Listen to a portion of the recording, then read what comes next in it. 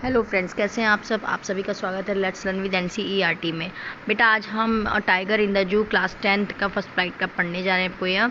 और इस पोयम में हम क्या बताने जा रहे हैं, क्योंकि जो इसके पोइट है जॉर्ज लेस्ली नॉरिस, इन्होंने एक पुरस्कार विजेता वेल्श कवि और लघु कथाकार थे। उन्होंने विक्रम यंग यूनिवर्सिटी सहित ब्रिटेन और संयुक्त राज्य अमेरिका में शैक्षणिक स्थानों में पढ़ा है। नॉरिस को युद्ध के बाद की अवधि के सबसे महत्वपूर्ण वेल्श लेखकों में से एक माना जाता है। उनके साहित्यिक प्रकाशनों में से कई पुरस्कार जीते हैं। ठीक है। और बेटा ये जो पोयम है ये क्या है, ये एक इनकी कविता है। A tiger in the zoo एक चिड़ियाघर में रहने वाले एक पिंजरे में बंद बाघ की बेबसी और पीड़ा की व्याख्या करती है। इसका कवि बताते हैं कि यदि बाघ एक स्वतंत्र पशु होता है तो जीवन उसका कैसा होता है। आ रहा बेटा समझ में।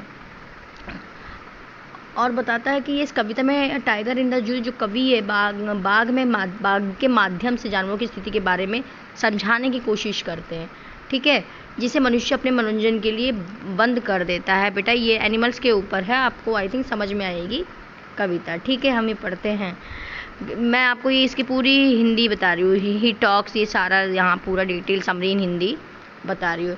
वह अपनी जुलनधारियों को शान से चलता है, अपने पिंजरे में चंद कदम मखमल की गद्दी पर खामोश, अपने शांत आक्रोश में। ठीक है। He talks in his vivid stripes, he few steps of his cage on pads of velvet quiet in his quiet. फिर यहाँ पे है दूसरी line, he should be lurking in shadow sliding through long grass near the water hole where plump deer pass.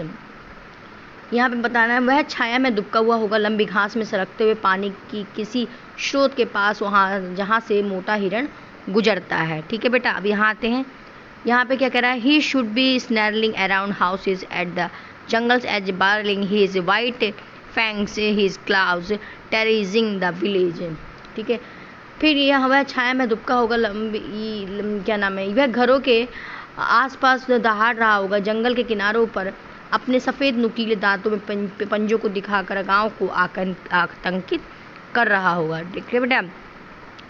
But he is locked in concrete cells, his strength behind bars, stalking the length of his cage, ignoring visitors। ठीक है। लेकिन वह एक concrete से बनी दीवार में बंद है, उसकी ताकत सलाखों के पीछे है। अपने पिंजरे की लंबाई में चलते हुए वह दर्शकों की अपेक्षा करता है। दर्शक मतलब जो उसे पिंजरे में देखने आए हैं। ठीक है बेटा।